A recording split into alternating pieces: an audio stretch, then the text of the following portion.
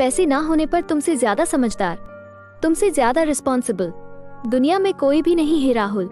पर तुम्हारे ये सारे कस्मे वादे शाम तक भी नहीं टिक पाएंगे। अंजलि, मुझे एक मौका दो, मैं तुम्हारे बिना कुछ नहीं कर पाऊंगा, प्लीज मेरा यकीन करो।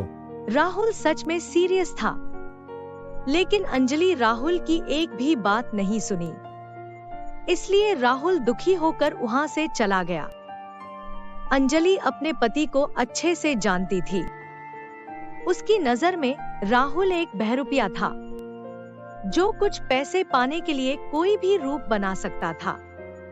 लेकिन इस समय वो एक समझदार और जिम्मेदार इंसान था। थोड़ी देर में वो एक बेचारा बन जाएगा, और अगर पैसे ना मिले तो वो खूंखार दरिंदा भी बन सकता है। उसे बस कैसे भी अंजलि से कुछ पैसे हथियाने थे। राहुल की पुरानी आदतों को सोच सोच कर अंजलि परेशान थी। अगले दिन राहुल फिर से अंजलि के पास आया और बोला, अंजलि, मुझे कुछ पैसों की जरूरत है, तुम्हारी सैलरी आ चुकी है क्या? ये बात सुनकर अंजलि गुस्से में मन ही मन बोली, अच्छा, ये पैसे के लिए कल मेरे सामने इतना अच्छा बन रहा था, ये कभी नहीं सुधरेगा। फिर अंजलि ने राहुल को कहा, नहीं, मुझे सैलरी नहीं मिली है, मैं कुछ पैसे मेरी फ्रेंड से उधार लाई हूँ, उसमें से तुम्हें जितना चाहिए तुम ले जाओ, लेकिन मुझे शांति से जीने दो। राहुल, मैं वैसे भी बहुत परेशान हूँ, प्लीज मुझे मेरे हाल पर छोड़ दो। अंजलि ने रुआंसी आवाज में राहुल को फटकार दिया, लेकिन राहुल शांत से उसकी बात सुनता रहा। वो अच्छे से जानता था कि पिछले कुछ सालों में उसने क्या नहीं किया।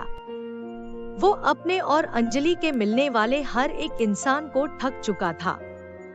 कितने अनजान लोगों को चुना लगा चुका था, जो दरवाजे पर आकर गली गलौज करते थे, जिनको अंजलि को ही डील करना पड़ता था, क्योंकि ऐसी हालत में राहुल चुपचाप कहीं पर निकल जाता था।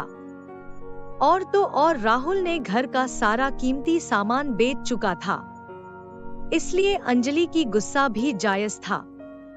उसके बाद राहुल अंजलि की पर्स में से 2000 रुपए लिए। रुपए लेना उसकी मजबूरी थी। वो बिल्कुल खाली हाथ था और फिर से शुरू करने के लिए उसे पैसों की जरूरत थी। राहुल चुपचाप बैठकर सोच रहा था कि इन पैसों से वो क्या कर सकता है।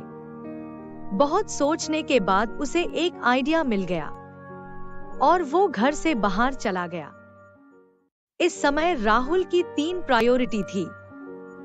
सबसे पहले रिया को किसी डे बोर्डिंग स्कूल में एडमिट कराना।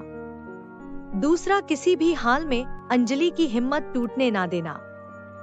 तीसरा, जल्दी से जल्दी पैसे कमाना। और अभी राहुल के पास सिर्फ 2000 रुपए थे। उसने उस रुपए से फूल खरीदा। शादी और फेस्टिवल्स का समय था, इसलिए वो उन फूलों को थोड़ा सा ज्यादा पैसों से बेचा। उसका सारा फूल बिक्री हो गया। उसने उस दिन 8000 रुपए कमा लिया था।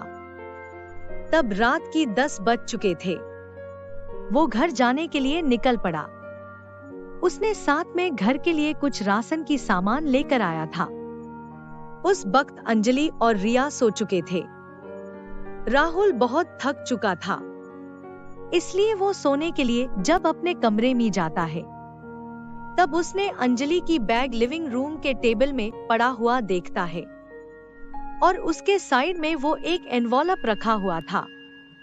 राहुल ने एनवॉलप खोला।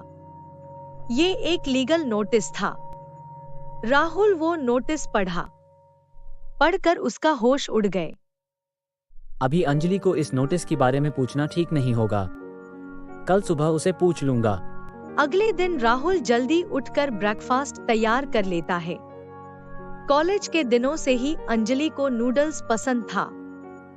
अंजलि जब उठी तो उसने देखा कि राहुल किचन में नूडल्स बना रहा है।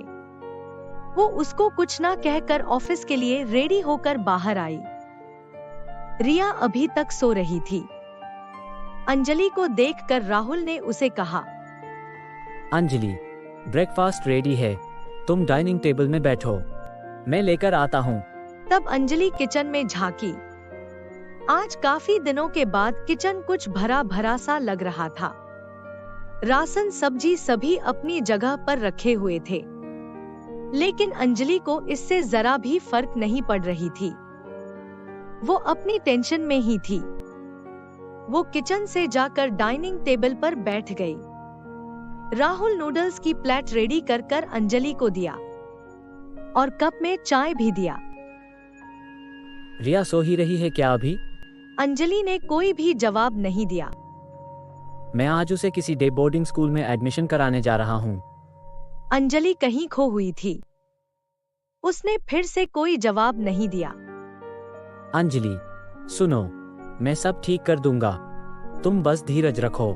राहुल अंजलि को समझाने की कोशिश कर रहा था, पर अंजलि को मानो कोई फर्क ही ना पड़ा हो। वो चुपचाप अपना नूडल्स खा रही थी।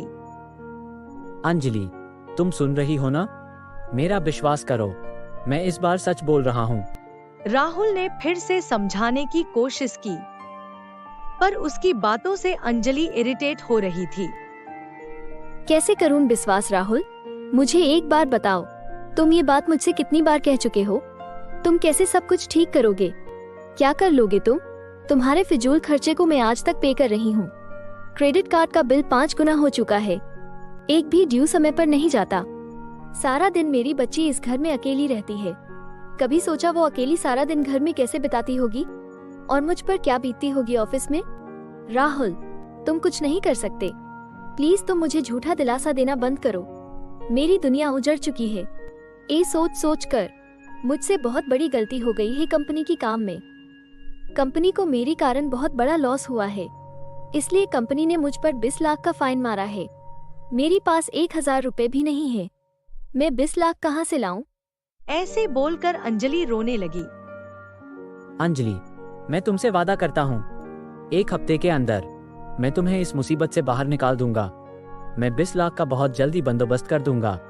बस तुम हिम्मत मत हारना। ये बात सुनकर अंजलि गुस्से से उसको बोली, 100 रुपए भी है तुम्हारे पास और तुम 20 लाख की बात कर रहे हो?